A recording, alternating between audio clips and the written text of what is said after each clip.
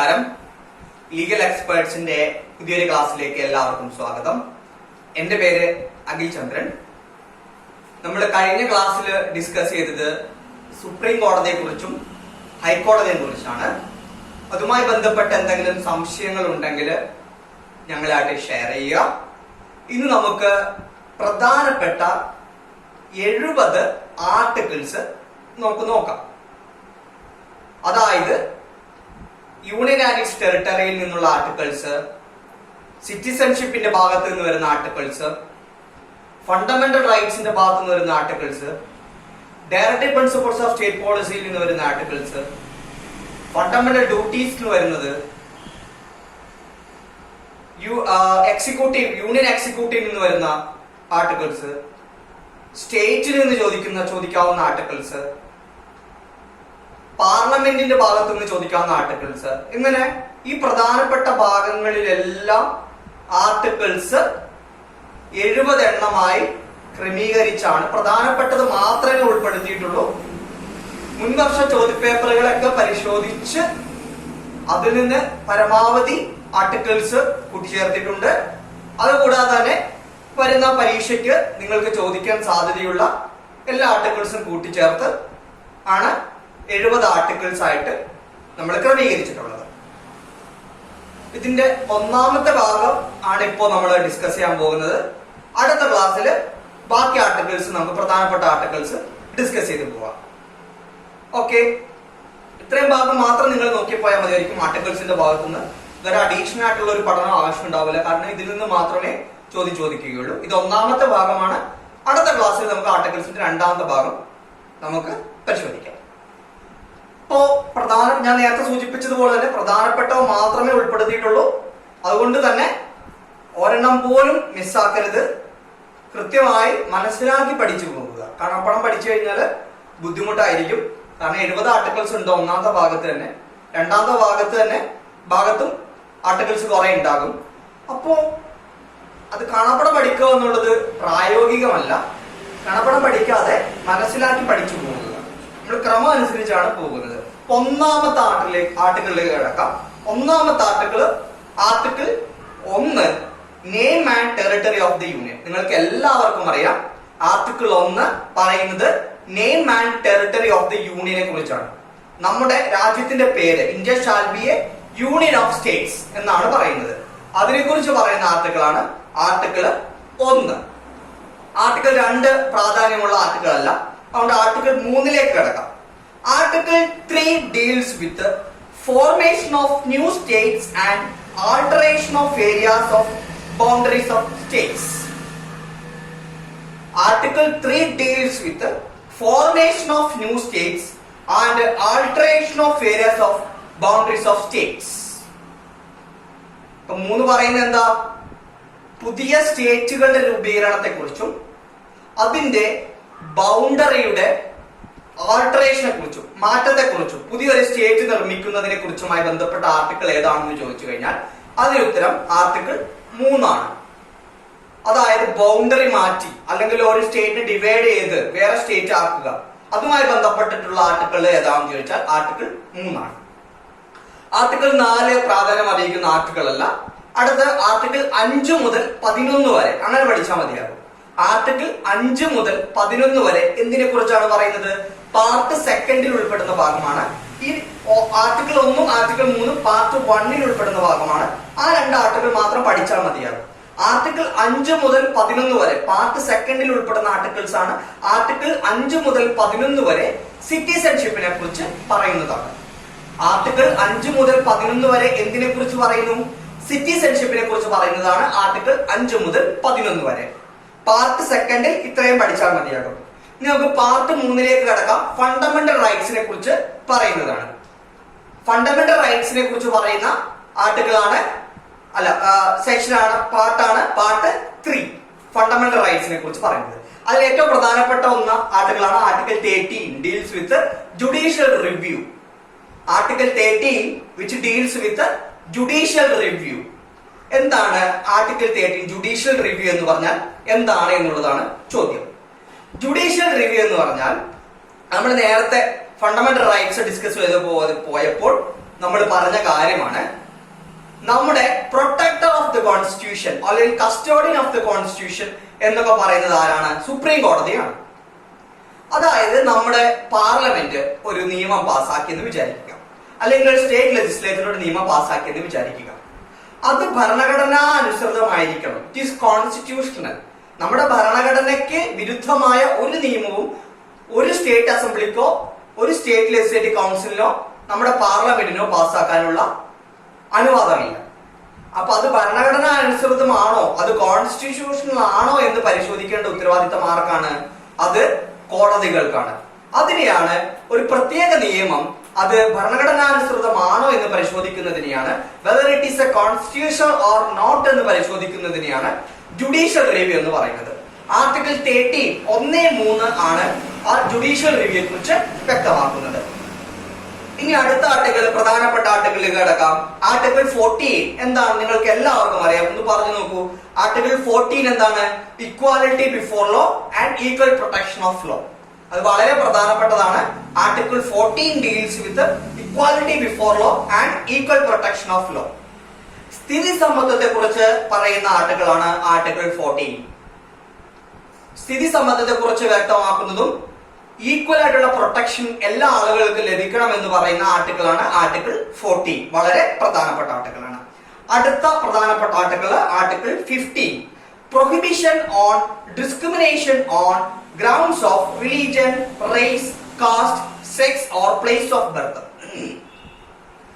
ജാതി, മത, ഗോത്ര അല്ലെങ്കിൽ നമ്മൾ ജനിച്ച സ്ഥലവുമായി ബന്ധപ്പെട്ടുകൊണ്ട് ഒരു ഡിസ്ക്രിമിനേഷനും ഒരു വിവേചനവും ഒരു വ്യക്തിയും അനുഭവിക്കാൻ പാടില്ല, അല്ലെങ്കിൽ ആ നടപടികൾ നിയമവിരുദ്ധമാണ് എന്ന് പറയുന്ന ആർട്ടിക്കിളാണ് ആർട്ടിക്കിൾ 15.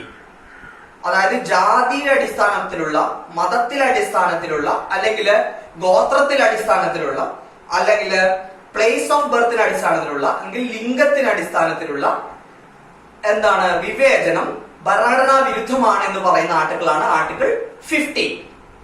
ഇനി അടുത്ത പ്രധാനപ്പെട്ട ആർട്ടിക്കിൾ ആണ് ആർട്ടിക്കിൾ 16.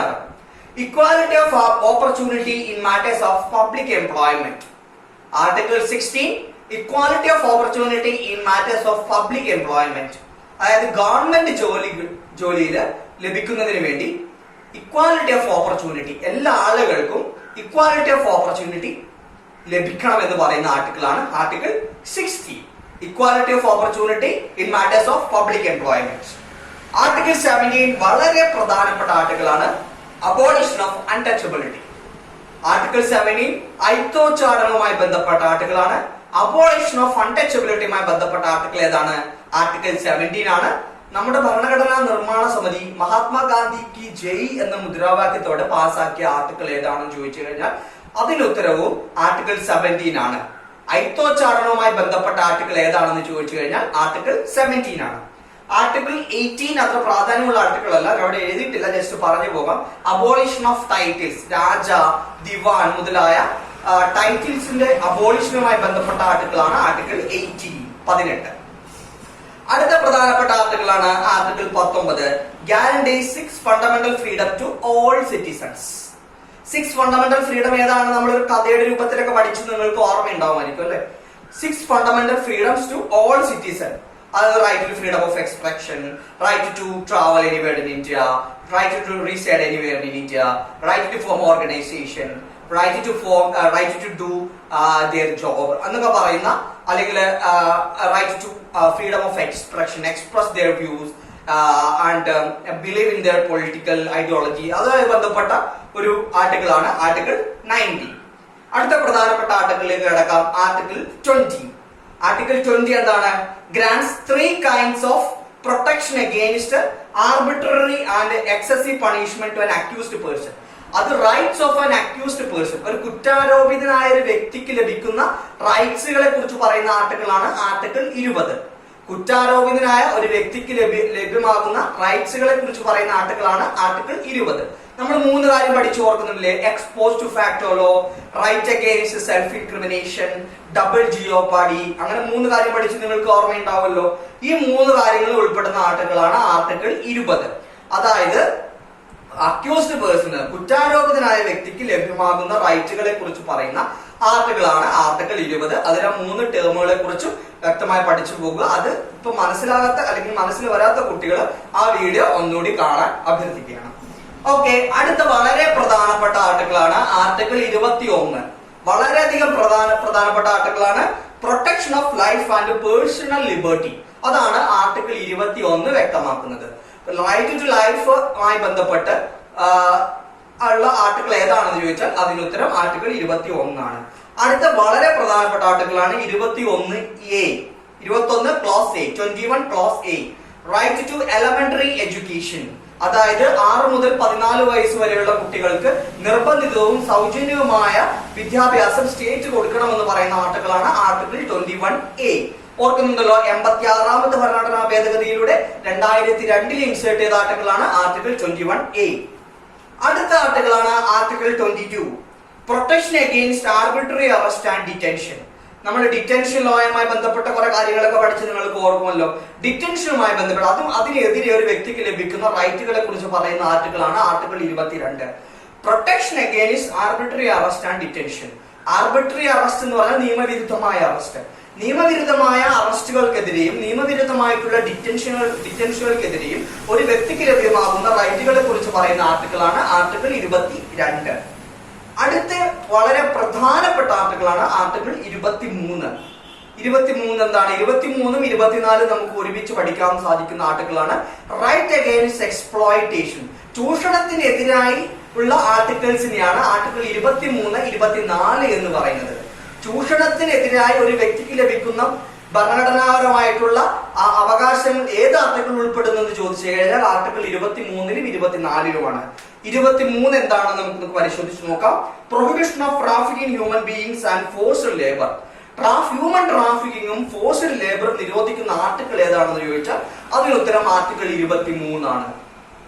ഫോഴ്സ്ഡ് ലേബറും ഹ്യൂമൻ ട്രാഫിക്കിങ്ങും, അത് മനുഷ്യക്കടത്തും നിർബന്ധിതമായിട്ടുള്ള ജോലി ചെയ്യിപ്പിക്കലും തടയുന്ന നിയമം അല്ലെങ്കിൽ ആർട്ടിക്കിൾ ഏതാണെന്ന് ചോദിച്ചാൽ ആർട്ടിക്കിൾ 23 ആണ്. അടുത്ത പ്രധാനപ്പെട്ട ആർട്ടിക്കിളാണ് article 24, prohibition of child labour. ബാലവേല നിരോധിക്കുന്ന ആർട്ടിക്കിളാണ് ആർട്ടിക്കിൾ 24. പ്രൊഹിബിഷൻ ഓഫ് ചൈൽഡ് ലേബറുമായി ബന്ധപ്പെട്ടുള്ള ആർട്ടിക്കിൾ ഏതാണെന്ന് ചോദിച്ചു കഴിഞ്ഞാൽ അതിനുത്തരമാണ് ആർട്ടിക്കിൾ 24. 23നെയും 24നെയും നമുക്ക് ഒരുമിച്ച് റൈറ്റ് അഗെയിൻസ്റ്റ് എക്സ്പ്ലോയിറ്റേഷൻ എന്ന് വിശേഷിപ്പിക്കാം. അടുത്ത പ്രധാനപ്പെട്ട ആർട്ടിക്കിളാണ് article 25, freedom of conscience and free profession practice and propagation of religion. Right to റിലീജിയനുമായി ബന്ധപ്പെട്ടുള്ള ആർട്ടിക്കിളാണ് article 25, freedom of conscience and free profession practice and propagation of religion. Religion propagate ചെയ്യുന്നതിനും practice ചെയ്യുന്നതിനുള്ള ബന്ധപ്പെട്ടുകൊണ്ടുള്ള ആർട്ടിക്കിൾ ഏതാണെന്ന് ചോദിച്ചാൽ അതിനുത്തരം ആർട്ടിക്കിൾ 25 ആണ്. അടുത്ത വളരെ പ്രധാനപ്പെട്ട ആർട്ടിക്കിൾ ആർട്ടിക്കിൾ 26 ആണ്, freedom to manage religious affairs. Religious ഇൻസ്റ്റിറ്റ്യൂഷൻസിന്റെ കാര്യങ്ങളൊക്കെ മാനേജ് ചെയ്യുന്നത് നമ്മുടെ ഭരണഘടന നൽകുന്ന ഫണ്ടമെന്റൽ റൈറ്റ്സ് ആണെന്ന് പറയുന്ന ആർട്ടിക്കിളാണ് ആർട്ടിക്കിൾ 26. അതൊരു വ്യക്തിക്ക് ലഭിക്കുന്ന മൗലിക അവകാശമാണ് എന്നുള്ള കാര്യം പ്രത്യേകം ശ്രദ്ധിക്കുക. Freedom to manage religious affairs. Religious ഇൻസ്റ്റിറ്റ്യൂഷൻസും റിലീജിയസ് സ്ഥാപനങ്ങളും മാനേജ് ചെയ്യുന്നതിനും അതുമായി ബന്ധപ്പെട്ടുള്ള പ്രവർത്തനങ്ങൾ നടത്തുന്നതിനുള്ള അവകാശം ഭരണഘടന നമുക്ക് നൽകുന്നുണ്ട് എന്ന് പറയുന്ന ആർട്ടിക്കിളാണ് ആർട്ടിക്കിൾ 26. അടുത്ത പ്രധാനപ്പെട്ട ആർട്ടിക്കിളാണ് article 27, freedom from payment of taxes for the promotion of a particular religion. ഒരു പർട്ടിക്കുലർ റിലീജിയൻ അല്ലെങ്കിൽ ഒരു പർട്ടിക്കുലർ മതം പ്രചരിപ്പിക്കുന്നതിന് അല്ലെങ്കിൽ അതുമായി ബന്ധപ്പെട്ടുള്ള പ്രവർത്തനങ്ങൾക്ക് ടാക്സ് എക്സംഷൻ നൽകണം, സ്റ്റേറ്റ് ടാക്സ് എക്സംഷൻ നൽകണം എന്ന് പറയുന്ന ആർട്ടിക്കിളാണ് ആർട്ടിക്കിൾ 27. അതായത് ഒരു പർട്ടിക്കുലർ റിലീജിയൻ പ്രചരിപ്പിക്കുന്നതിനും അതുമായി ബന്ധപ്പെട്ടുള്ള പ്രവർത്തനങ്ങൾക്കും ടാക്സ് എക്സംഷൻ നൽകണം എന്ന് പറയുന്ന ആർട്ടിക്കിളാണ് ആർട്ടിക്കിൾ 27. അടുത്ത വളരെ പ്രധാനപ്പെട്ട ആർട്ടിക്കിളാണ് article 28, prohibits religious instruction in educational institution. വിദ്യാഭ്യാസ സ്ഥാപനങ്ങളില് റിലീജിയസ് ഇൻസ്ട്രക്ഷൻസ് പ്രൊഹിബിറ്റ് ചെയ്യുന്ന ആർട്ടിക്കിളാണ് ആർട്ടിക്കിൾ 28. വിദ്യാഭ്യാസ സ്ഥാപനങ്ങളില് റിലീജിയസ് ഇൻസ്ട്രക്ഷൻസ് പ്രൊഹിബിറ്റ് ചെയ്യുന്ന ആർട്ടിക്കിളാണ് ആർട്ടിക്കിൾ 28. അവിടെ റിലീജിയസ് ഇൻസ്ട്രക്ഷൻസ് പൂർണ്ണമായും പ്രൊഹിബിറ്റ് ചെയ്യപ്പെടുന്നു. സ്റ്റേറ്റ് ഗവൺമെന്റ് സ്ഥാപനങ്ങളിലും സ്റ്റേറ്റ് എയ്ഡ് ചെയ്യുന്ന സ്ഥാപനങ്ങളിലും പൂർണ്ണമായും റിലീജിയസ് ഇൻസ്ട്രക്ഷൻസ് പ്രൊഹിബിറ്റ് ചെയ്യപ്പെടുന്നു. അവിടെ സെക്യുലറിസം അല്ലെങ്കിൽ എല്ലാ മതങ്ങൾക്കും ഈക്വൽ ആയിട്ടുള്ള പ്രൊട്ടക്ഷനും പരിഗണനയും ലഭ്യമാക്കണമെന്ന് പറയുന്ന ആർട്ടിക്കിൾ കൂടിയാണ് ആർട്ടിക്കിൾ 28. അടുത്ത ആർട്ടിക്കിളാണ്, പ്രധാനപ്പെട്ട ആർട്ടിക്കിളാണ് article 29. Article 29 deals with protection of interest of minorities. ന്യൂനപക്ഷങ്ങളുമായി ബന്ധപ്പെട്ടിട്ടുള്ള ആർട്ടിക്കിളാണ് ആർട്ടിക്കിൾ 29. അവയുടെ പ്രൊട്ടക്ഷനും അവയുടെ സംരക്ഷണത്തെ കുറിച്ചും പറയുന്ന ആർട്ടിക്കിളാണ് ആർട്ടിക്കിൾ 29. അടുത്തത് ആർട്ടിക്കിൾ 30 ആണ്. 30 article 30. Article 30 deals with right of minorities to establish and administer educational institutions. നമ്മുടെ ഭരണഘടന നമ്മുടെ ന്യൂനപക്ഷങ്ങൾക്ക് വേണ്ടി മാത്രം പ്രത്യേകമായിട്ടുള്ള വിദ്യാഭ്യാസ സ്ഥാപനങ്ങൾ തുടങ്ങുന്നതിനുള്ള അവകാശം കൊടുക്കുന്നുണ്ട്. അതുമായി ബന്ധപ്പെട്ടിട്ടുള്ള ആർട്ടിക്കിളാണ് ആർട്ടിക്കിൾ 30. പ്രത്യേകം ശ്രദ്ധിക്കുക, അത് ഭരണഘടന നൽകുന്ന മൗലിക അവകാശങ്ങളിൽ പെട്ടതാണ്. ഭരണഘടന നൽകുന്ന ഫണ്ടമെന്റൽ റൈറ്റ്സിൽ ഉൾപ്പെടുന്ന അവകാശമാണ് നമ്മുടെ ന്യൂനപക്ഷങ്ങൾക്ക് വിദ്യാഭ്യാസ സ്ഥാപനങ്ങൾ തുടങ്ങുന്നതിനുള്ള അവകാശം. അതുമായി ബന്ധപ്പെട്ടുള്ള ആർട്ടിക്കിളാണ് ആർട്ടിക്കിൾ 30. ആർട്ടിക്കിൾ 30. 31 അത്ര ഇമ്പോർട്ടന്റ് അല്ല. അടുത്തത് ആർട്ടിക്കിൾ 32. നിങ്ങൾക്ക് എല്ലാവർക്കും അറിയാം, right to constitutional remedies. Article 32 right to constitutional remedies. ഒരു വ്യക്തിയുടെ ഫണ്ടമെന്റൽ റൈറ്റ്സ് അല്ലെങ്കിൽ മൗലിക അവകാശങ്ങൾ ലംഘിക്കപ്പെടുകയാണെങ്കിൽ ആ വ്യക്തിക്ക് ആർട്ടിക്കിൾ 32 പ്രകാരം ഡയറക്റ്റ് ആയി സുപ്രീം കോടതിയെ സമീപിക്കാമെന്ന് പറയുന്ന ആർട്ടിക്കിളാണ് ആർട്ടിക്കിൾ 32. അപ്പൊ നമ്മുടെ part 1, part 2, part 3. Part 1 union and its territory, part 2 citizenship, part 3 fundamental rights. അങ്ങനെ 3 പാർട്ട് നമ്മളിപ്പോ പരിശോധിച്ചു കഴിഞ്ഞു. ഇനി നമുക്ക് 4ാമത്തെ പാർട്ടിലേക്ക് കടക്കാം. Part 4 direct principle of state പോളിസിയിലെ പ്രധാനപ്പെട്ട ആർട്ടിക്കിൾസ് നമുക്ക് ഡിസ്കസ് ചെയ്യാം. കുറച്ചധികം ആർട്ടിക്കിൾസ് ഉണ്ട്, പക്ഷെ അതിലെ എല്ലാ ആർട്ടിക്കിൾസ് ഇമ്പോർട്ടന്റ് അല്ല. നിങ്ങൾക്ക് പഠിക്കേണ്ടതായിട്ടുള്ള ആർട്ടിക്കിൾസ് മാത്രമേ ഇവിടെ വിശദീകരിക്കുന്നുള്ളൂ. പാർട്ട് 4ലെ ആർട്ടിക്കിൾസിലെ പ്രധാനപ്പെട്ട ആർട്ടിക്കിൾസ് ഏതൊക്കെയാണെന്ന് പരിശോധിച്ച് നോക്കാം. ഒന്നാമത്തെ പ്രധാനപ്പെട്ട ആർട്ടിക്കിൾ ഏതെന്ന് വെച്ചാൽ article 39A. 39 clause A. 39 clause A എന്താണ്? Equal justice and free legal aid to the poor. Legal aid, നിയമസഹായം കൊടുക്കണം, ഒരു വ്യക്തിക്ക് കൊടുക്കണമെന്ന് പറയുന്ന ആർട്ടിക്കിളാണ് ആർട്ടിക്കിൾ 39A. ലീഗൽ എയ്ഡുമായി ബന്ധപ്പെട്ടിട്ടുള്ള ആർട്ടിക്കിൾ. Which article relates to legal aid എന്ന് ചോദിച്ചാൽ അത് 39A ആണ്.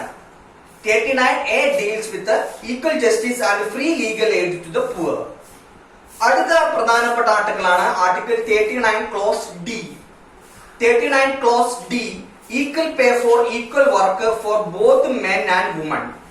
അതായത് ഈക്വൽ വർക്കിന് ഈക്വൽ പേയ്മെന്റ് കൊടുക്കണം, ഈക്വൽ ആയിട്ടുള്ള ശമ്പളം കൊടുക്കണം എന്ന് പറയുന്ന ആർട്ടിക്കിളാണ് article 39D clause D. Equal വർക്കിന് സ്ത്രീക്കും പുരുഷനും വിവേചനം ഉണ്ടാകാൻ പാടില്ല, അവർക്ക് സെയിം ആയിട്ടുള്ള കൂലി കൊടുക്കണം. അതിനുള്ള ഇടപെടലുകൾ ഗവൺമെന്റ് നടത്തണം. പ്രത്യേകം ശ്രദ്ധിക്കുന്നത് ഡയറക്റ്റ് പ്രിൻസിപ്പിൾസ് ഓഫ് സ്റ്റേറ്റ് പോളിസിയിൽ ഉൾപ്പെടുന്നതാണ്, നിർദ്ദേശ തത്വങ്ങളാണ്. അതിനുള്ള ഇടപെടലുകൾ ഗവൺമെന്റ് നടത്തണമെന്ന് മാത്രമാണ് direct principle of state policy പറയുന്നത്. അതുമായി ബന്ധപ്പെട്ടുള്ള ആർട്ടിക്കിളാണ് ആർട്ടിക്കിൾ 39 ക്ലോസ് D. അടുത്ത ആർട്ടിക്കിളാണ് article 40 organisation of village panchayat.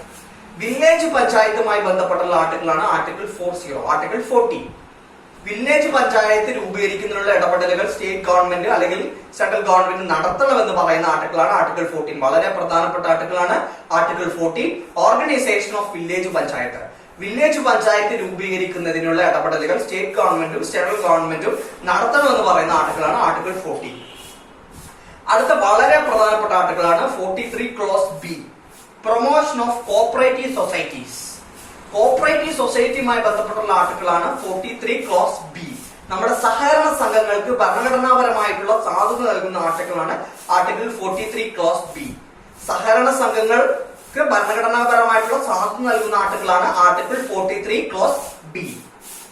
അടുത്ത വളരെ പ്രധാനപ്പെട്ട ആർട്ടിക്കിളാണ്, നമ്മൾ ഡിസ്കസ് ചെയ്തപ്പോൾ തന്നെ പറഞ്ഞിരുന്നു വളരെ പ്രധാനപ്പെട്ട ആർട്ടിക്കിൾ ആണെന്നുള്ളത്, article 44 uniform civil code for citizens. അതായത് വ്യത്യസ്ത സിവിൽ നിയമങ്ങൾ ഉണ്ടാകാതെ ഏക സിവിൽ കോഡ് രൂപീകരിക്കുന്നതിനുള്ള ഇടപെടലുകൾ ഗവൺമെന്റ് നടത്തണമെന്ന് പറയുന്ന ആർട്ടിക്കിളാണ് article 44 uniform civil code for citizens. അടുത്ത ആർട്ടിക്കിളാണ് 45 early childhood care and education to children below the age of 6 years. 6 വയസ്സിൽ താഴെ വരുന്ന കുട്ടികൾക്ക് early childhood care and protection കൊടുക്കുന്നതിനുള്ള ഇടപെടലുകൾ ഗവൺമെന്റ് നടത്തണമെന്ന് പറയുന്ന ആർട്ടിക്കിളാണ് ആർട്ടിക്കിൾ 45. 6 വയസ്സിന് താഴെ വരുന്ന കുട്ടികൾക്ക് early childhood care and protection government കൊടുക്കണമെന്ന് പറയുന്ന ആർട്ടിക്കിളാണ് ആർട്ടിക്കിൾ 45. അടുത്ത article 46 deals with promotion of scheduled caste and scheduled tribe. Promotion of educational and economic interest of scheduled caste and scheduled tribe. പട്ടികജാതി പട്ടികവർഗത്തിൽ ഉൾപ്പെടുന്ന ആളുകൾക്കുള്ള economic and educational interest protect ചെയ്തതിനുള്ള ഇടപെടലുകൾ ഗവൺമെന്റ് നടത്തണമെന്ന് പറഞ്ഞിട്ടുള്ള ആർട്ടിക്കിളാണ് ആർട്ടിക്കിൾ 46. അടുത്ത പ്രധാനപ്പെട്ട ആർട്ടിക്കിളാണ് 47. Article 47 prohibits intoxicating drinks and drugs. അതായത് ഇൻടോക്സിക്കേറ്റിംഗ് ആയിട്ടുള്ള വിഷലിപ്തമായിട്ടുള്ള ലായനികളും അതുമായി ബന്ധപ്പെട്ടുള്ള അതായത് മരുന്നുകളും നമ്മുടെ സമൂഹത്തിൽ നിന്ന് ബാൻ ചെയ്യുന്നതിനുള്ള ഇടപെടലുകൾ ഗവൺമെന്റ് നടത്തണമെന്ന് പറയുന്ന ആർട്ടിക്കിളാണ് article 47. Article 47 prohibits intoxicating drinks and drugs. അടുത്ത വളരെ പ്രധാനപ്പെട്ട ആർട്ടിക്കിളാണ് 48. അത്ര പ്രാധാന്യമില്ല, പക്ഷെ 48 ക്ലോസ് എ വളരെ പ്രധാനപ്പെട്ട ആർട്ടിക്കിളാണ്. It deals with protection of environment. 48 അത്ര പ്രാധാന്യമില്ല, 48 ക്ലോസ് എ വളരെ പ്രധാനപ്പെട്ടതാണ്. It deals with protection of environment. 48A deals with protection of environment, വളരെ പ്രധാനപ്പെട്ട ആർട്ടിക്കിളാണ്. അടുത്ത വളരെ പ്രധാനപ്പെട്ട ആർട്ടിക്കിളാണ് 49 protection of monuments of national importance. നമ്മളിത് ഇതിനോടകം തന്നെ പഠിച്ചു കഴിഞ്ഞതാണ്. Article 49 deals with protection of interest of national importance. നമ്മുടെ ദേശീയ പ്രാധാന്യമുള്ള നമ്മുടെ സ്ഥാപനങ്ങളും അല്ലെങ്കിൽ നാഷണൽ ഇമ്പോർട്ടൻസ് ലഭിക്കുന്ന മോണുമെന്റ്സും പ്രൊട്ടക്ട് ചെയ്യപ്പെടുന്നതിനുള്ള ഇടപെടലുകൾ നമ്മുടെ ഗവൺമെന്റിന്റെ ഭാഗത്ത് നിന്ന് ഉണ്ടാവണമെന്ന് പറയുന്ന ആർട്ടിക്കിളാണ് article 49. Article 49 deals with protection of monuments of national importance. ദേശീയ പ്രാധാന്യമുള്ള നമ്മുടെ ഒരു ഇൻസ്റ്റിറ്റ്യൂഷൻ ആണ് താജ്മഹൽ പോലുള്ള സ്ഥാപനങ്ങൾ പ്രൊട്ടക്ട് ചെയ്യപ്പെടണം എന്ന് പറയുന്ന ആർട്ടിക്കിളാണ് ആർട്ടിക്കിൾ 49. ആർട്ടിക്കിൾ 50 നമ്മൾ പഠിച്ച ആർട്ടിക്കിളാണ്. ആർട്ടിക്കിൾ 50 എന്താണ്? Separation of judiciary from executive. അതായത് സെപ്പറേഷൻ ഓഫ് പവേഴ്സുമായി ബന്ധപ്പെട്ടുള്ള ആർട്ടിക്കിളാണ് ആർട്ടിക്കിൾ 50. ജുഡീഷ്യറിയും എക്സിക്യൂട്ടീവും അതിലുള്ള വിവിധ നമ്മുടെ പില്ലേഴ്സ് ഒക്കെ സെപ്പറേറ്റ് ചെയ്യപ്പെട്ട് നിൽക്കണം എന്ന് അതുമായി ബന്ധപ്പെട്ടുള്ള ആർട്ടിക്കിളാണ് ആർട്ടിക്കിൾ 50. ഇവിടെ സ്പെസിഫിക് ആയിട്ട് പറയുന്നത് separation of judiciary from executive. അതായത് ജുഡീഷ്യറിയിലെ ഇൻഡിപെൻഡൻസ് അല്ലെങ്കിൽ ജുഡീഷ്യറിയുടെ പരമാധികാരം, സ്വാതന്ത്ര്യം നമ്മൾ പ്രൊട്ടക്ട് ചെയ്യപ്പെടണം, അല്ലെങ്കിൽ അവയുടെ റൈറ്റ്സുകളൊക്കെ പ്രൊട്ടക്ട് ചെയ്യപ്പെടണം. എക്സിക്യൂട്ടീവിന്റെ ഇന്റർവെൻഷൻസ് തടയുന്നതിനുള്ള പരമാവധി ഇടപെടലുകൾ, നിയമങ്ങൾ നമ്മുടെ ഗവൺമെന്റുകൾ പാസ്സാക്കണമെന്ന് പറയുന്ന ആർട്ടിക്കിളാണ് ആർട്ടിക്കിൾ 50. അടുത്ത വളരെ പ്രധാനപ്പെട്ട ആർട്ടിക്കിളാണ് 51A promotion of international peace and security. International അന്തർദേശീയ സമാധാനവും സംരക്ഷണങ്ങളൊക്കെ പ്രചരിപ്പിക്കുന്നതിന് വേണ്ടി ഉള്ള ഇടപെടലുകൾ നമ്മുടെ രാജ്യം നടത്തണമെന്ന് പറയുന്ന ആർട്ടിക്കിളാണ് article 51. Promotion of international peace and security. International പീസും സെക്യൂരിറ്റിയും പ്രൊട്ടക്ട് ചെയ്യുന്നതിനുള്ള ഇടപെടലുകൾ നമ്മൾ നടത്തണമെന്ന് പറയുന്ന ആർട്ടിക്കിളാണ് ആർട്ടിക്കിൾ 51 എന്നുള്ളത്. അടുത്ത ആർട്ടിക്കിളാണ് 51 close A deals with fundamental duties. 51 close A deals with fundamental duties. 51 close A എന്താണ് പറയുന്നത്? ഫണ്ടമെന്റൽ ഡ്യൂട്ടീസുമായി ബന്ധപ്പെട്ടതാണ്. ഇപ്പൊ പാർട്ട് 4 കഴിഞ്ഞു, പാർട്ട് 4A കൂടി നമ്മൾ പഠിച്ചു കഴിഞ്ഞു. ഫണ്ടമെന്റൽ ഡ്യൂട്ടീസ് അതിൽ ഈ ഒരു ആർട്ടിക്കിൾ മാത്രം പഠിച്ചാൽ മതിയാകും. ഫണ്ടമെന്റൽ ഡ്യൂട്ടീസ് ഏത് ആർട്ടിക്കിളുമായി ബന്ധപ്പെട്ടതാണ് എന്നുള്ള കാര്യം മാത്രം പഠിച്ചാൽ മതിയാകും. പാർട്ട് 4A 51 ക്ലോസ് എ ആണ് ഫണ്ടമെന്റൽ ഡ്യൂട്ടീസുമായി ബന്ധപ്പെട്ടുള്ള ആർട്ടിക്കിൾ. ഓക്കെ, ഇനി നമുക്ക് യൂണിയനെ കുറിച്ച് പഠിക്കാം. യൂണിയന്റെ കീഴിൽ വരുന്ന പാർട്ട് 5 ഉൾപ്പെടുന്ന പ്രധാനപ്പെട്ട ആർട്ടിക്കിൾസ് ഏതൊക്കെയാണെന്ന് പരിശോധിച്ച് നോക്കാം. പാർട്ട് 5 ഉൾപ്പെടുന്ന പ്രധാനപ്പെട്ട ആർട്ടിക്കിൾസ് ഏതൊക്കെയാണെന്ന് പരിശോധിച്ച് നോക്കാം. ഒന്നാമത്തെ article 52. Article 52 there shall be a president of India. Article 52 there shall be a president of India.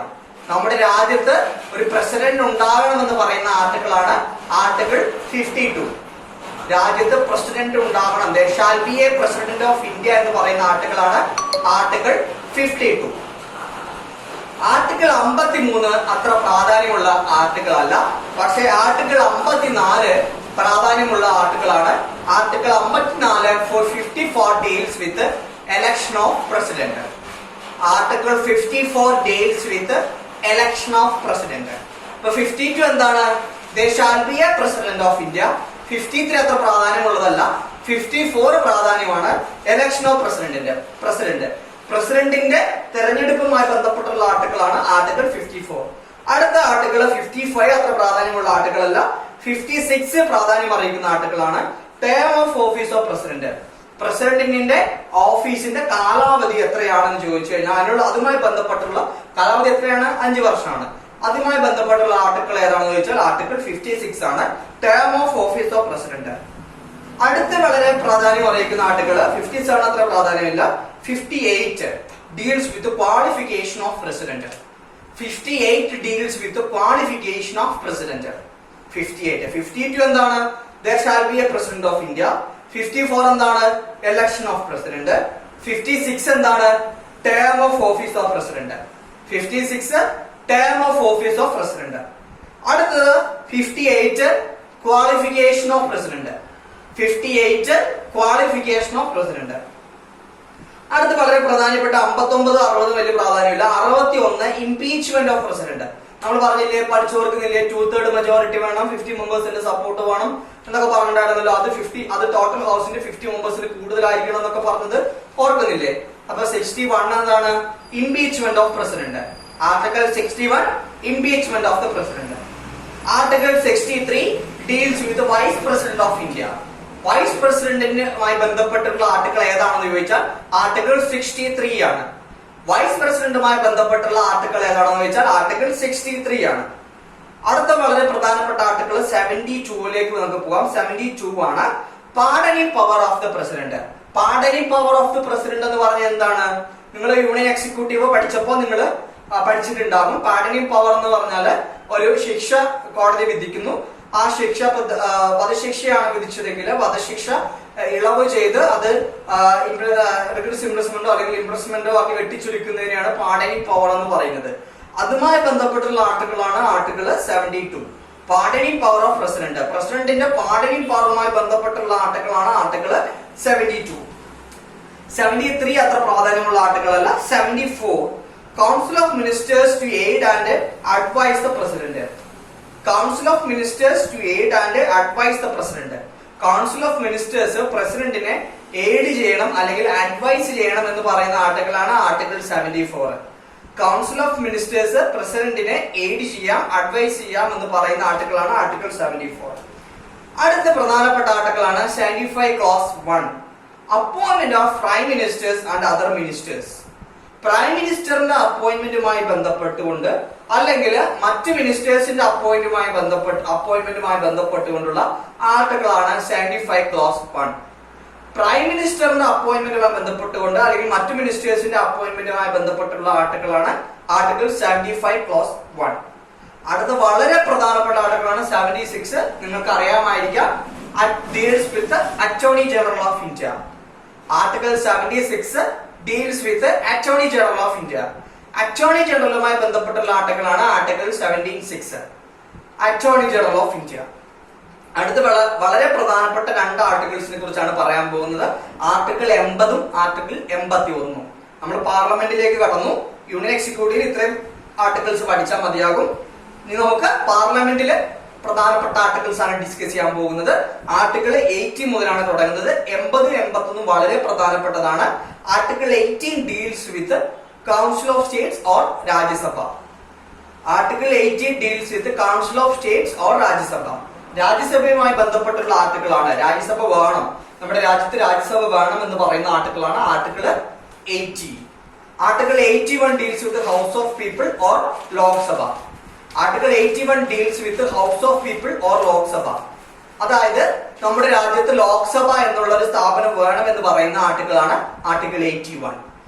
അടുത്ത ആർട്ടിക്കിളിലേക്ക് കിടക്കാം. അടുത്ത article 100. Article 100 deals with quorum in parliament. അതായത് പാർലമെന്റ് സമ്മേളിക്കുന്നതിന് നിശ്ചിത അംഗങ്ങൾ ഹാജരാകേണ്ടതായിട്ടുണ്ട്. അതിനെയാണ് ക്വാറം എന്ന് പറയുന്നത്. 1/10 of the total number of members in the പാർലമെന്റിനാണ് നമ്മുടെ പാർലമെന്റിലെ ക്വാറം എന്ന് പറയുന്നത്. അതുമായി ബന്ധപ്പെട്ടിട്ടുള്ള ആർട്ടിക്കിളാണ് ആർട്ടിക്കിൾ 100. പാർലമെന്റിന്റെ ക്വാറവുമായി ബന്ധപ്പെട്ട ആർട്ടിക്കിളാണ് ആർട്ടിക്കിൾ 100. അടുത്ത ആർട്ടിക്കിളിലേക്ക് കടക്കാം. 102 disqualification of membership of parliament. ഒരു പാർലമെന്റ് അംഗത്തിലെ ഡിസ്ക്വാളിഫിക്കേഷനുമായി ബന്ധപ്പെട്ട ആർട്ടിക്കിളാണ് 102 എന്നുള്ളത്.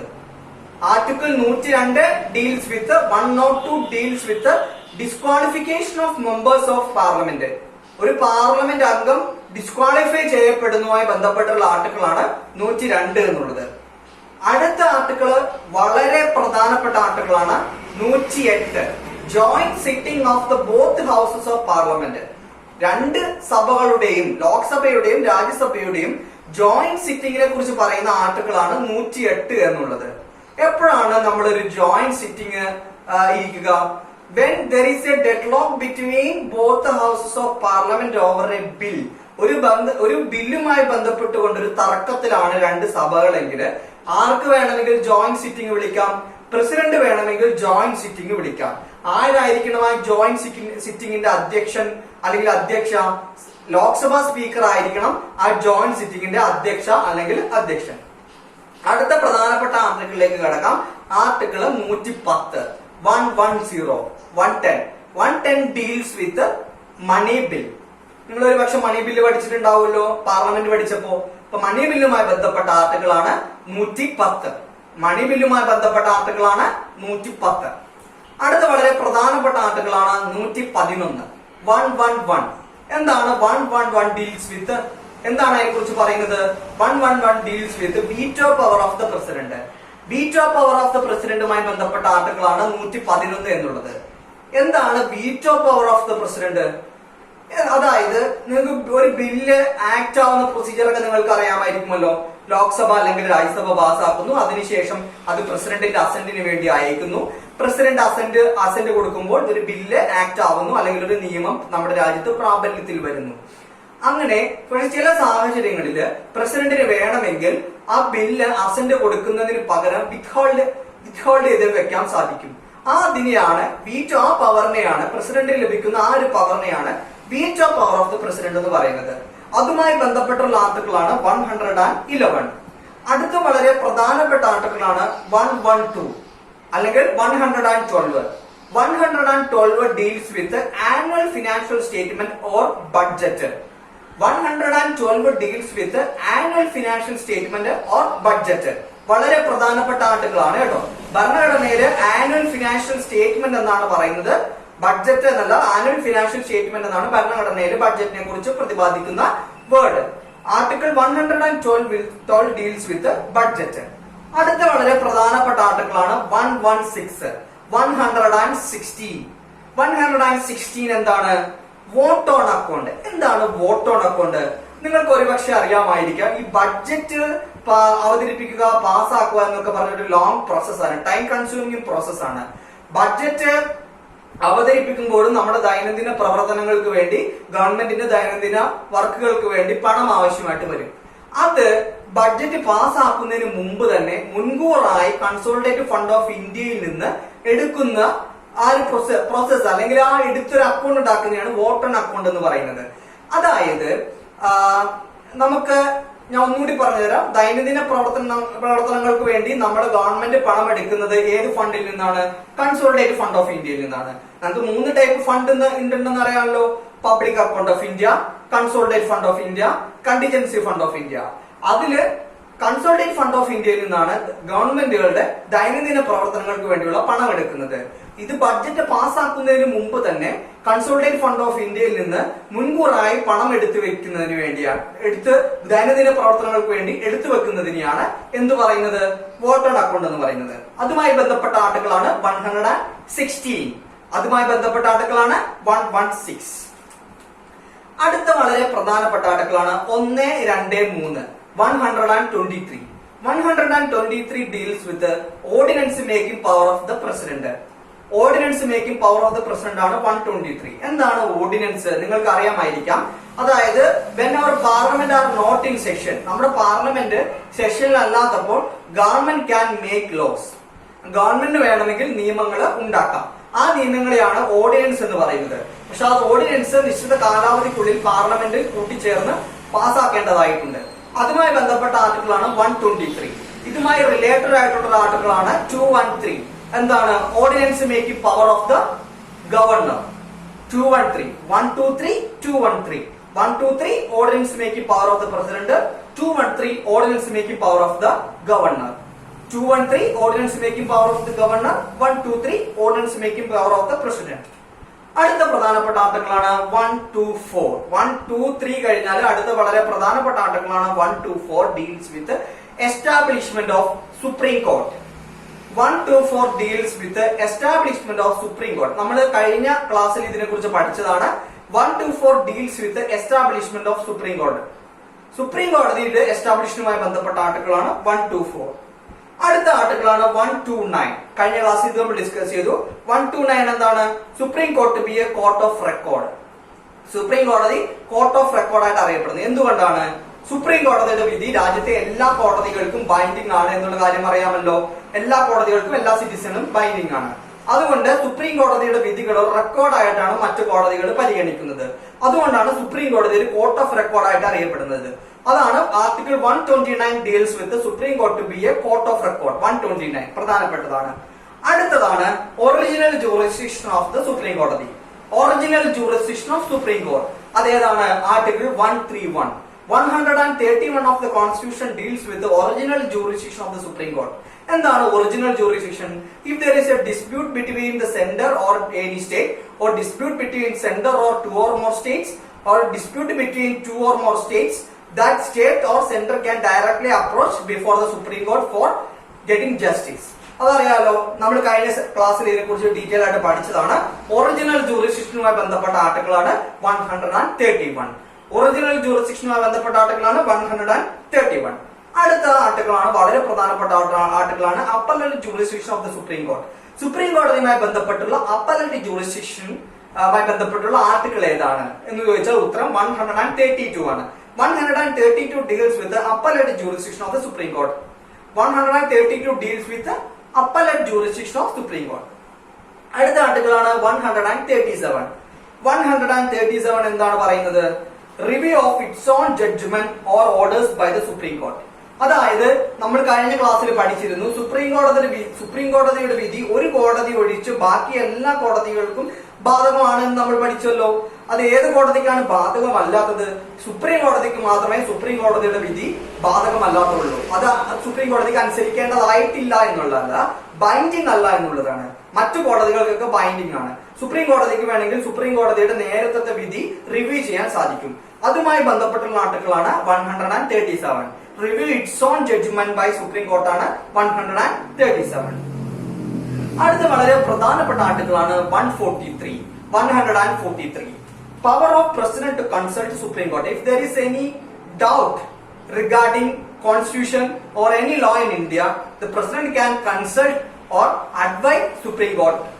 അതായത് പ്രസിഡന്റിന് നമ്മുടെ ഭരണഘടനയുമായി ബന്ധപ്പെട്ടോ അല്ലെങ്കിൽ രാജ്യത്തിന്റെ ഏതെങ്കിലും നിയമവുമായി ബന്ധപ്പെട്ടോ എന്തെങ്കിലും സംശയങ്ങൾ ഉണ്ടെങ്കിൽ പ്രസിഡന്റിന് വേണമെങ്കിൽ സുപ്രീം കോടതിയെ സമീപിക്കാവുന്നതാണ് അഡ്വൈസ് കിട്ടുന്നതിന് വേണ്ടി. അതിനെയാണ് അതുമായി ബന്ധപ്പെട്ട ആർട്ടിക്കിളാണ് 143. 143 deals with power of president to consult supreme court. Power of president to consult supreme കോടതിയുമായി ബന്ധപ്പെട്ട ആർട്ടിക്കിളാണ് ആർട്ടിക്കിൾ 143. അടുത്ത വളരെ പ്രധാനപ്പെട്ട ആർട്ടിക്കിളാണ് 148 deals with comptroller and auditor general of India. 148 deals with comptroller and auditor general of India. 148 class 1 deals with comptroller and auditor general of India. ഇത്രയാണ് union എക്സിക്യൂട്ടീവിലെ പ്രധാനപ്പെട്ട ആർട്ടിക്കിൾ. നമ്മൾ അടുത്ത പാർട്ടിലേക്ക് കടക്കുകയാണ് സ്റ്റേറ്റ് എക്സിക്യൂട്ടീവ്. ഒന്നാമത് ആരാണ്? ഗവർണർ ആയിരിക്കും സ്റ്റേറ്റ് എക്സിക്യൂട്ടീവിൽ വരുന്നത്. 153 deals with governor of States. 153 deals with the governor of states. Article 153, 153 deals with the governor of states. അടുത്ത ആർട്ടിക്കിൾ ആണ് 161 deals with the pardoning power of the president. നമ്മൾ 72 പഠിച്ചല്ലോ. 72 ഏതാണ്? pardoning power of the president. 161 എന്താണ്? pardoning power of the governor. ഞാൻ ആദ്യം president എന്നാണ് പറഞ്ഞത്, sorry. 161 deals with the pardoning power of the governor. 72 deals with the pardoning power of the president. 161 deals with the pardoning power of the governor. 161 pardoning power of the governor. 72 pardoning power of the president. അടുത്ത വളരെ പ്രധാനപ്പെട്ട article ആണ് 165. Who is the highest law officer in a state? ഒരു സ്റ്റേറ്റിലെ highest law officer ആരാണെന്ന് ചോദിച്ചാൽ അതിന് ഉത്തരം advocate general ആണ്. അഡ്വക്കേറ്റ് ജനറലുമായി ബന്ധപ്പെട്ടുള്ള ആർട്ടിക്കിൾ ഏതാണെന്ന് ചോദിച്ചാൽ 165 ആണ്. അഡ്വക്കേറ്റ് ജനറലുമായി ബന്ധപ്പെട്ടിട്ടുള്ള article 165. Article which relates to Advocate General in a state is 165. അടുത്ത വളരെ പ്രധാനപ്പെട്ട ആർട്ടിക്കിൾ ആണ് 168, deals with legislative assemblies in a state. Legislative അസംബ്ലിയുമായി ബന്ധപ്പെട്ടുള്ള ആർട്ടിക്കിൾ ഏതാണ്? 168. ശ്രദ്ധിക്കുക, ലെജിസ്ലേറ്റീവ് അസംബ്ലിയുമായി ബന്ധപ്പെട്ടുള്ള ആർട്ടിക്കിൾ ആണ് 168. അപ്പൊ ലെജിസ്ലേറ്റീവ് കൗൺസിലുമായി ബന്ധപ്പെട്ട ആർട്ടിക്കിൾ ഏതായിരിക്കും? 169. ലെജിസ്ലേറ്റീവ് അസംബ്ലിയുമായി ബന്ധപ്പെട്ടുള്ള ആർട്ടിക്കിൾ 168, ലെജിസ്ലേറ്റീവ് കൗൺസിലുമായി ബന്ധപ്പെട്ടുള്ള ആർട്ടിക്കിൾ 169. അടുത്ത വളരെ പ്രധാനപ്പെട്ട ആർട്ടിക്കിൾ ആണ് 202. 202 deals with annual financial statement in a state assembly. State അസംബ്ലിയിലെ ആനുവൽ ഫിനാൻഷ്യൽ സ്റ്റേറ്റ്മെന്റ് അല്ലെങ്കിൽ ബഡ്ജറ്റുമായി ബന്ധപ്പെട്ടിട്ടുള്ള ആർട്ടിക്കിൾ ആണ് 202. 202 deals with annual financial statement in a state.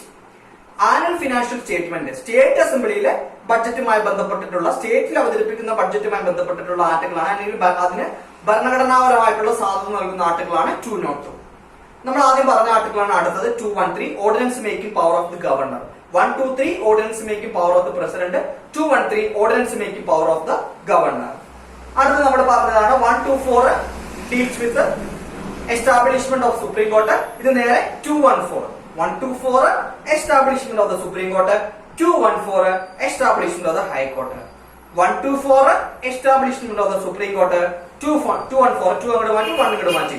214 deals with establishment of the high court. അടുത്തത് പ്രധാനപ്പെട്ട ആർട്ടിക്കിൾ 226. നിങ്ങൾക്ക് അറിയാമല്ലോ ആർട്ടിക്കിൾ 226 എന്താണ്? It deals with power of high court issue writ jurisdiction of the ഹൈക്കോടതിയെ കുറിച്ചാണ് ആർട്ടിക്കിൾ 226 ഡീൽ ചെയ്യുന്നത്. നിങ്ങൾക്ക് കഴിഞ്ഞ ക്ലാസ്സിൽ നിങ്ങൾ പഠിച്ചിട്ടുണ്ടാവുമല്ലോ, writ jurisdiction of the high court is much wider than writ jurisdiction of the supreme court. എന്തുകൊണ്ടാണ് അങ്ങനെ പറയുന്നത്? അതായത് ഫണ്ടമെന്റൽ റൈറ്റ്സിന്റെ വയലേഷൻ ഇല്ലാത്ത സമയത്തും ഹൈക്കോടതികൾക്ക് റിട്ട് പുറപ്പെടുവിക്കാൻ സാധിക്കും. പക്ഷെ സുപ്രീം കോടതിക്ക് ഫണ്ടമെന്റൽ റൈറ്റ്സിന്റെ വയലേഷൻ ഉള്ള സമയത്ത് മാത്രമേ റിട്ട് പുറപ്പെടുവിക്കാൻ സാധിക്കുകയുള്ളൂ. അതുകൊണ്ടാണ് ഹൈക്കോടതിയുടെ റിട്ട് ജൂറിസ്ഡിക്ഷൻ സുപ്രീം കോടതിയുടെ റിട്ട് ജൂറിസ്ഡിക്ഷനേക്കാളും വൈഡർ ആണ് എന്ന് പറയുന്നത്. ഇപ്പൊ നമ്മളെത്ത് നിന്ന് പഠിച്ചത് ഏതൊക്കെയാണ്? പാർട്ട് 1 യൂണിയൻ ആൻഡ് ഇറ്റ്സ് ടെറിട്ടറിയില് 2 ആർട്ടിക്കിൾ ആണ് പഠിച്ചത്. Article 1 name and territory of the union. രണ്ടാമത്തെ ആർട്ടിക്കിൾ ഏതാണ്? Article 3 formation of new states and alteration of areas of boundary. രണ്ടാമത്തെ പാർട്ടിൽ പഠിച്ച ആർട്ടിക്കിൾ 5 to 11 ആണ്, ഡീൽസ് വിത്ത് സിറ്റിസൺഷിപ്പ്. മൂന്നാമത്തെ പാർട്ടിൽ ധാരാളം ആർട്ടിക്കിൾ പഠിച്ചു, ഫണ്ടമെന്റൽ റൈറ്റ്സിൽ ഉൾപ്പെടുന്ന ആർട്ടിക്കിൾസ് ആണ്. Article 14 equality before law. Article 15 prohibition on discrimination on grounds of religion, race, caste, sex or place of birth. 16 equality of opportunity in matters of public employment. 17 abolition of untouchability. 19 guarantees 6 fundamental freedom to all citizens. 20 grant 3 kinds of protection against arbitrary and excessive punishment to an accused person. 21 protection of life and personal liberty. 21A right to elementary education. 66th constitutional amendment added in 2002. അതുകൂടി ഓർക്കുക. 22 protection against arbitrary arrest and detention. 23 prohibition of trafficking human beings and forced labor. 24 prohibition of employment of children below 14 years. 25 freedom of conscience and free propagation and practice of religion. 26 freedom to manage religious office. 27 freedom from payment of taxes for the promotion of a particular religion. 28 prohibits religious instructions in educational institutions. 29 protection of interest of minorities. 30 right of minorities to establish and administer educational institutions. 32 right to constitutional remedies. അടുത്ത ഇതാണ് part 3. പിന്നെ part 4ലേക്ക് കടക്കാം. Part 4 എന്താണ്? Directive principle of state policy അല്ലെങ്കിൽ DPSP ആണ്. DPSP first article ഏതായിരുന്നു? 39A equal justice and free legal aid to the poor. Second 39D equal pay for equal work for both men and women. 40 organization of village panchayat. 43B promotion of cooperative societies. 44 uniform civil code for all citizens. 45 early childhood care and education to children below the age of 6 years. 46 promotion of educational and economic interests of scheduled caste and scheduled tribe. 47 prohibits intoxicating drinks and drugs. 48A protection of environment. 49 protection of monuments of national importance. 50 separation of judiciary from executive. 51 promotion of international peace and security. 51A fundamental duties. ഇതാണ് നാലാമത്തെ part. അതിൽ fundamental duties 51A അത് മാത്രം പഠിച്ചാൽ മതിയാകും. Article മാത്രം പഠിച്ചാൽ മതിയാകും. 11 ഫണ്ടമെന്റൽ ഡ്യൂട്ടീസ് ഉണ്ടെങ്കിലും 51A മാത്രം പഠിച്ചാൽ മതിയാകും. Okay, article. അടുത്തത് യൂണിയൻ എക്സിക്യൂട്ടീവിൽ പഠിച്ച എന്തൊക്കെയാണ്? 52 there shall be a president of India. 54 election of president. 56 term of office of president. 58 qualification of president. 61 impeachment of the president. 63 vice president of India. 72 pardoning power of the president, important. 74 council of ministers to aid and advise the president. 75 clause 1 appoint a prime minister and other ministers. 75 clause 1. 76 attorney general of India. 80 Rajya Sabha or council of states. 81 Lok Sabha or house of people. 100 the quorum in parliament. 102 disqualification of membership of parliament. 108 joint sitting of both houses of parliament in case of deadlock between Rajya Sabha and Lok Sabha. 110 deals with the money bill. 111 deals with the veto power of the president. 112 deals with the annual financial statement or budget. 116 deals with the vote on account. 123 deals with the ordinance making power of the president. 124 deals with the establishment of Supreme Court. 129 deals with the Supreme Court to be a court of record. 131 deals with the original jurisdiction of Supreme Court. 132 deals with the appellate jurisdiction of Supreme Court. 137 deals with the review of its own judgments or orders by the Supreme Court.